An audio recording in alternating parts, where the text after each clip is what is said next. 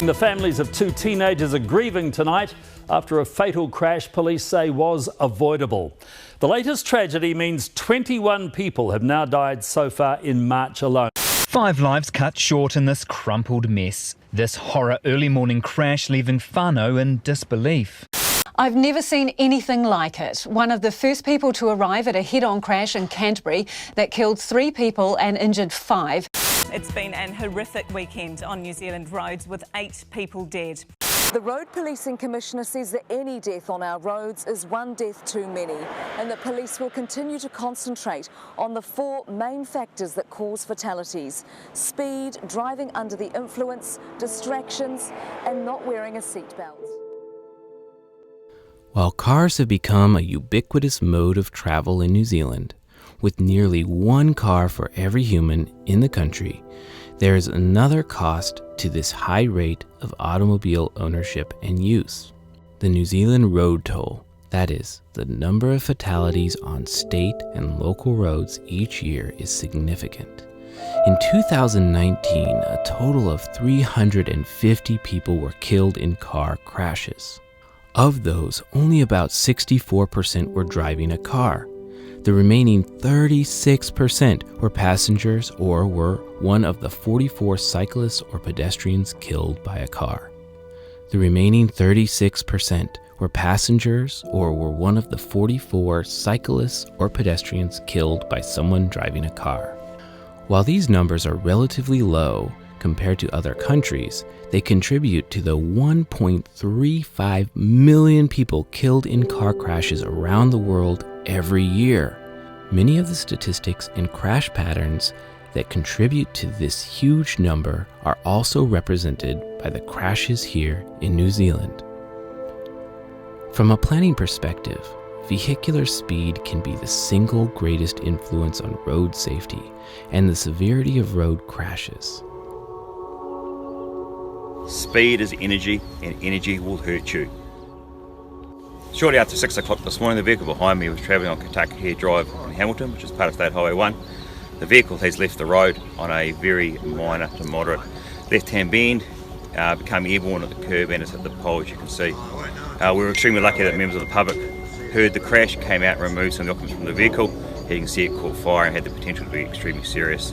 I was in my room and I had the crash and then quickly came out.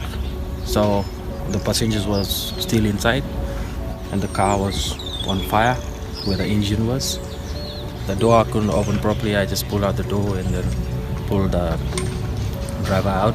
He was talking, but he couldn't talk much.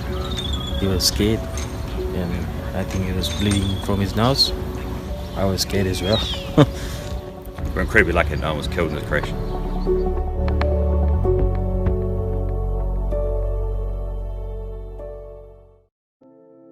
A key objective for the network and for planners that work on that network should be to make drivers naturally choose the correct speed and thus comply with the speed limit.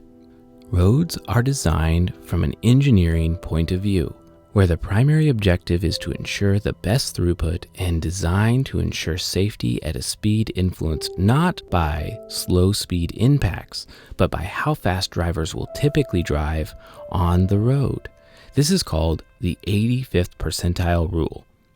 It is defined as the speed at or below which 85% of all vehicles are observed to travel under free-flowing conditions past a monitored point. Traffic and transportation engineers use the 85th percentile speed as a guide to set the speed limit at a safe speed, minimizing car crashes and promoting uniform traffic flow along the corridor. Thus, the design of the road itself is often what influences drivers' speeds rather than the boasted speed limit. Roads that are designed to naturally slow traffic, or self-explaining roads, are more likely to slow traffic and reduce fatalities.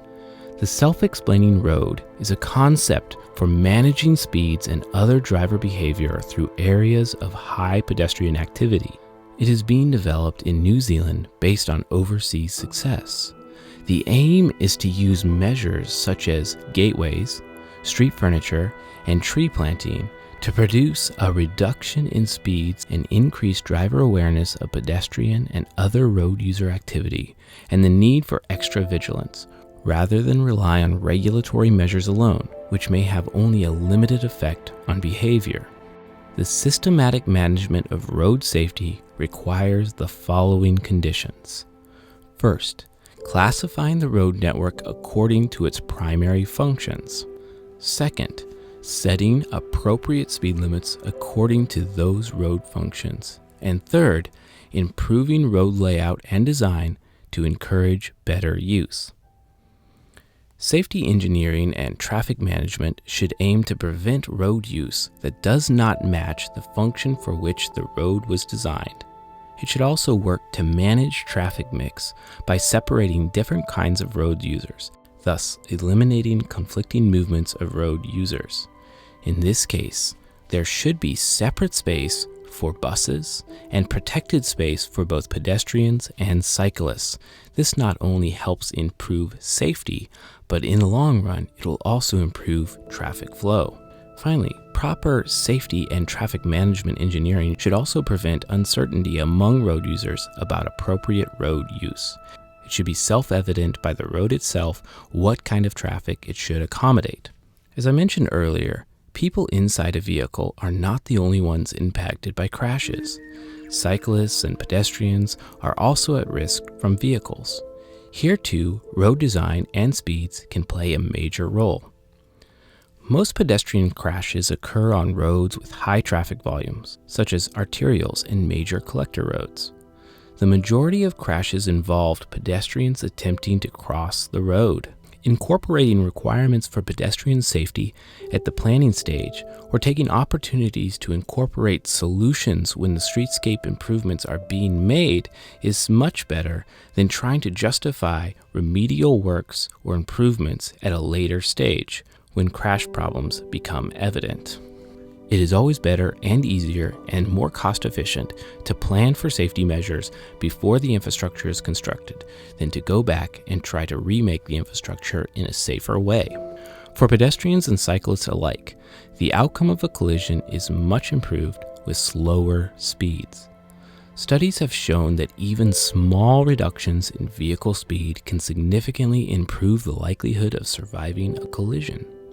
As shown here, the 15 kilometers per hour difference between a 65 kilometer per hour road and a 50 kilometers per hour road is a 90% fatality rate for the former, changed to a 50% survivability rate for the former. Moving from 65 kilometers to 30 kilometers per hour flips the statistics completely, where 9 out of 10 will die with a higher speed, 9 out of 10 will survive with the lower speed collision.